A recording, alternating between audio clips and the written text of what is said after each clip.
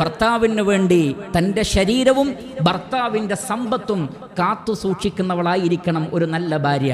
ഫസ്സാലിഹാതു ഖാനിതാതുൻ ഹാഫിളാതുൽ ലിൽ ഗൈബി ബിമാ ഹഫിളല്ലാഹ്.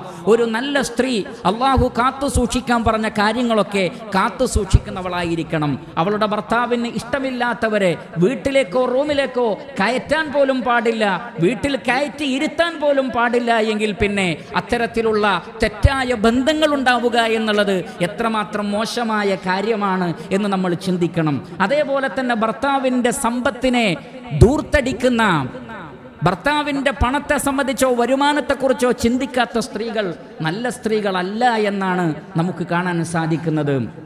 അയൽപക്കത്തേക്ക് നോക്കി, കൂട്ടുകാരുടെ ഭർത്താവിനെ നോക്കി, അയൽപക്കത്തെ ഭർത്താവിനെ നോക്കി, പണമുള്ള ഭർത്താക്കന്മാർ ചെയ്യുന്നതൊക്കെ നോക്കിയിട്ട് അതുപോലെ എനിക്കും വേണമെന്ന് വാശി പിടിക്കുന്ന സ്ത്രീകൾ.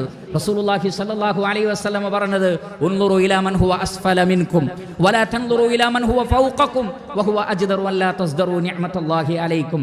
നിങ്ങൾ നിങ്ങളെക്കാൾ താഴെയുള്ളവരിലേക്ക് നോക്കൂ, നിങ്ങളെക്കാൾ മേലെയുള്ളവരിലേക്കല്ല. അല്ലാഹു നിങ്ങൾക്ക് ചെയ്തു തന്ന അനുഗ്രഹത്തെക്കുറിച്ച് ഓർക്കാൻ, അതാണ് നിങ്ങൾക്ക് ഖൈറ്. തൻ്റെ ഭർത്താവിൻ്റെ നന്മകളെ പലപ്പോഴും മറ്റുള്ളവരിലേക്ക് നോക്കുമ്പോൾ പല സ്ത്രീകൾക്കും കാണാൻ കഴിയില്ല. എന്നാൽ തന്നേക്കാൾ താഴെ അനുഗ്രഹങ്ങൾ ആസ്വദിക്കുന്ന ആളുകളെ കുറിച്ച് ചിന്തിക്കുമ്പോഴാണ് അവർക്ക് അവരുടെ ഭർത്താവ് എത്ര വലുതാണ് എന്ന് മനസ്സിലാകുന്നത്.